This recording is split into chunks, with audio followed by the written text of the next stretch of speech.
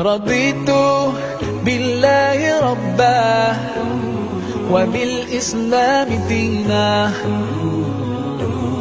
رضيت بالله ربا وبالإسلام دينا أعوذ بالله من الشيطان الرجيم بسم الله الرحمن الرحيم الحمد لله رب العالمين ثم الصلاة والسلام على رسول الله سبحانك لا علم لنا إلا ما علمتنا أنت العليم الحكيم ولا فهم لنا إلا ما فهمتنا إنك أنت الجواد الكريم. Alhamdulillah, mes chers frères et sœurs, aujourd'hui nous sommes là pour parler un peu de ce qu'il faut savoir sur la sorcellerie. Nous allons vous parler de la sorcellerie, puis nous allons vous exposer les 4 autres formes de shirk qui font des ravages dans notre communauté. Je veux parler de la communauté musulmane. Et enfin, nous allons vous dire ce que les djinns vous font quand vous partez les voies de ces 4 types de shirk. Donc, d'abord, nous allons vous parler de la sorcellerie en récitant quelques versets du Saint-Coran, Inch'Allah. Quand nous lisons la Sourate Al-Baqarah, à partir du verset 102, il y est mentionné là le nom des 2 anges Harut et Marut. Alors, les 2 anges Harut et Marut sont les 2 anges à qui Dieu avait assigné la responsabilité d'enseigner la sorcellerie aux êtres humains à Babylone, au temps du prophète Suleiman, que la paix de Dieu soit sur lui.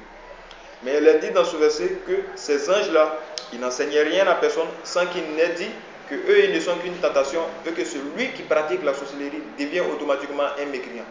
Ça, c'est premièrement. Deuxièmement, il est dit dans ce verset que celui qui pratique la sorcellerie n'aura aucune part dans l'au-delà. En d'autres termes, s'il meurt dedans, il s'en va tout droit en enfer. Qu'Allah nous en préserve. Troisièmement, il est dit dans ce verset que celui qui pratique la sorcellerie a vendu son âme au diable et a perdu sa foi. Parce que la foi et la sorcellerie, c'est 2 choses qui ne se collent pas. À partir du moment où tu te mets à pratiquer la sorcellerie, tu n'as plus de foi. Et tu as vendu ton âme au diable. Ça, c'est ce qu'il faut retenir.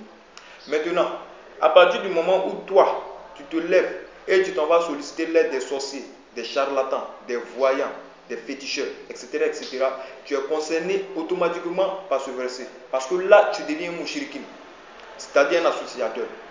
Parlant du mouchrikin, Dieu dit dans la sourate 98, verset 6, Innal ladhina kafaru min ahli al-kitabi wal mushrikin fin nari jahannam khalidina fiha abadan.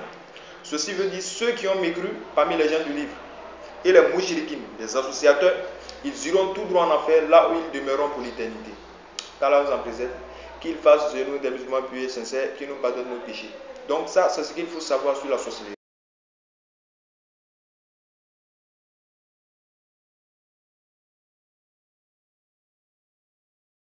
Donc, maintenant, nous allons vous exposer les 4 autres formes de shirk qui font des ravages dans notre communauté.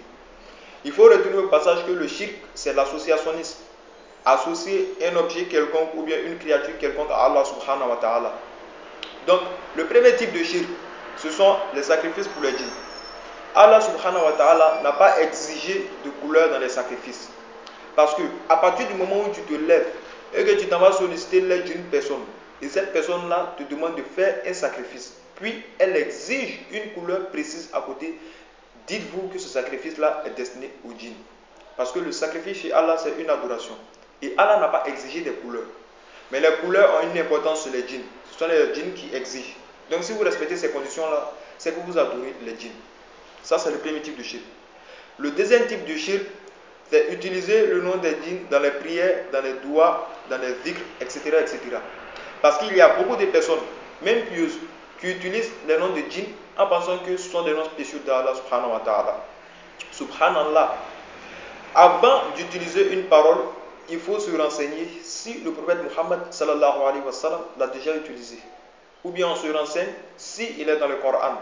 Si c'est ni l'un ni l'autre, on se renseigne auprès d'une personne qui connaît cette langue pour voir si vraiment c'est une parole qui glorifie Allah. Mais moi personnellement, je vous demande de ne pas faire de dhikr avec des noms bizarres. N'utilisez pas les noms bizarres. Ne répétez pas dans les prières des noms bizarres dont vous n'avez aucune connaissance.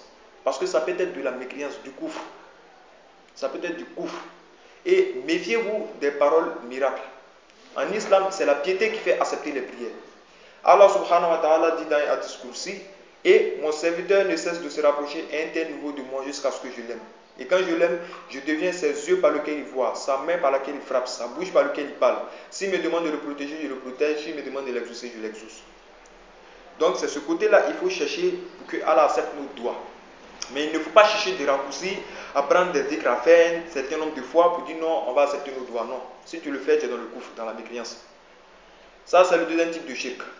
Le troisième type de shirk, ce sont les bagues et les bracelets de protection et des chances. Cette histoire-là, on ne va pas trop durer dessus. Parce que c'est toujours une affaire de démons et de shirk. Tu peux avoir une bague, tu dis c'est elle qui te porte chance. Si tu crois en ça, automatiquement les démons viennent derrière et ils font le travail que tu veux. Jusqu'à ce que toi-même tu te dises que vraiment c'est cette bague-là qui te porte chance. Et depuis le moment où tu as pensé que cette bague te porte chance, tu es dans le shirk. Depuis le moment où tu as pensé que c'est cette bague qui te protège, tu es dans le shirk. Donc les bagues et les bracelets de protection, il faut qu'on soit clair dessus, ça n'existe pas en islam. Le quatrième type de shirk, ce sont les talismans ou gris-gris. Parce qu'au départ, ils s'inspirent du Coran, mais ils ajoutent presque toujours des noms de djinns et de démons. Et pour que ce soit clair, même le Coran même pur, écrit sur un petit bout de papier, mis sur soi, ne protège pas. Pour que le Coran te protège, il faut le lire. Allah subhanahu wa ta'ala dit, celui qui lit Ayat al-Kursi une seule fois matin, Dieu le protège jusqu'à le soir. Celui qui lit Ayat al-Kursi une fois le soir, Dieu le protège jusqu'à matin. Mais il ne faut pas le dire que non, je vais écrire un verset un certain nombre de fois sur une feuille et je vais le mettre sur moi, il va te protéger. Non, ça n'existe pas en islam. Peut-être à la limite, ce sont les djinns qui vont venir faire le travail, qui vont venir te protéger, etc. etc. Sinon, le Coran même pur, le Coran pur ne protège pas. Et les noms d'Allah, souvent aussi, ils écrivent ça dans les noms de djinns, mais ça ne protège pas. Donc ça, c'est le quatrième type de shirk. Maintenant, ce que les djinns nous font, quand on les voit dans ces quatre types de shirk, d'abord, il faut retenir que les djinns, ils n'ont pas de pouvoir. Leur travail, dans le meilleur des cas, c'est de déplacer notre chance. Vous allez partir les voir pour régler un problème de travail, santé ou bien d'enfant, et ils vont le prendre de votre main droite et venir le mettre dans votre main gauche. Et ils vont ajouter un problème encore plus pire. C'est-à-dire, vous partez les voir pour leur demander de l'argent. Ils vont vous donner de l'argent. Mais vous allez avoir un problème encore plus pire. Et l'argent là, vous n'allez jamais être heureux avec. Comme Allah subhanahu wa ta'ala le dit dans la sourate 72, verset 6, il y avait parmi les humains les mâles qui cherchaient refuge auprès des mâles parmi les djinns. Mais ceux-là leur ont encore fait plus de mal. C'est-à-dire, tu vas aller demander de l'aide aux djinns, mais eux, ils vont te faire encore plus de mal. Quand je parle des djinns, je veux parler des sorciers, des charlatans, des voyants, des féticheurs, parce qu'eux, ils travaillent toujours avec des djinns. Ils travaillent toujours avec des djinns. Souvent même, il y a d'autres qui n'ont pas de djinns, ils ne font qu'escroquer. C'est-à-dire, ils n'arrangent pas le problème, mais ils prennent de l'argent pour dire oui, ils vont le régler. Donc, les djinns, les sorciers, ils n'ajoutent que des problèmes, ils ne diminuent pas les problèmes. Vous allez partir les voir pour leur demander de l'aide, mais eux, ils vont vous donner encore plus de mal, comme le dit la sourate 72, verset 6. Ça, c'est clair. Et ce qui fait mal, c'est que les gens minimisent ce péché-là. Ils ne voient pas la gravité de ce péché-là, qui est le shirk. On reçoit des patients qui viennent, qui s'asseyent, qui nous disent qu'ils ont fait tel sacrifice, ils ont tel gris-gris, ils ont telle bague de protection, comme si ce n'est rien devant Allah. Pourtant, dès que tu commets le shirk, tout ce que tu fais comme jeûne, comme dhikr en islam est nul. Tout ce que tu fais est nul, tant que tu ne t'es pas repenti. Et puis ce n'est pas un péché qu'on peut faire pardonner avec nos prières, avec nos jeûnes, etc., etc. Pour se faire pardonner de ce péché-là, il faut d'abord se repentir et un repentir sincère. Comme Ya ayyuhalladhina amanu tubun ilallahi tawbatan nasuha. Donc, regretter ce péché-là, se repentir et un repentir sincère. Et deuxièmement, il faut se reconvertir en islam comme un féticheur qui était dans une autre dina et qui est venu se reconvertir. Il faut redire La ilaha illallah Muhammadur Rasulillah. Donc, vous voyez, tout ce shirk, tout ce que vous allez faire, les sacrifices, jusqu'à qu'on arrive là, à ne plus être musulman. Et si vous mourrez dedans sans être repenti, qu'Allah nous en préserve. Qu'Allah pardonne aux fautes, qu'il fasse de nous des musulmans pieux et sincères. Donc, tout ça pour vous dire que maintenant, il y a un centre, le centre de guérison et de protection en islam. Moi-même, je suis le responsable, je suis le directeur. On soigne toutes les maladies occultes ou mystiques par la récitation du verset coranique. Tout ce qui est sorcellerie, maladies inexplicables, état de santé anormal, état mental anormal, les cauchemars, les douleurs inexplicables, les rêves, etc. En tout cas, on soigne tout ce qui est inexplicable par la grâce d'Allah et avec le Coran. Et on est dans le cadre le plus licite possible. Il n'y a pas de shirk. Tout ce qu'on fait, on utilise le Coran et on utilise la médecine prophétique. Ce que le prophète Muhammad nous a recommandé. Donc on est dans le cadre le plus licite possible. Nous soignons toutes sortes de maladies occultes ou mystiques par la récitation de versets coraniques. Donc si vous avez besoin, si vous voulez vous renseigner, vous pouvez nous contacter au 01 88 03 83, ou bien si vous avez des questions à poser, vous pouvez laisser un commentaire ou bien commenter, allez sur notre page Facebook, le Centre de guérison et de protection en islam. Donc sur ce, Subhana rabbika rabbil izzati amma yasifun wa salamun ala al-mursalin walhamdulillahi rabbil alamin. Assalamu alaikum wa rahmatullahi ta'ala wa barakatuh.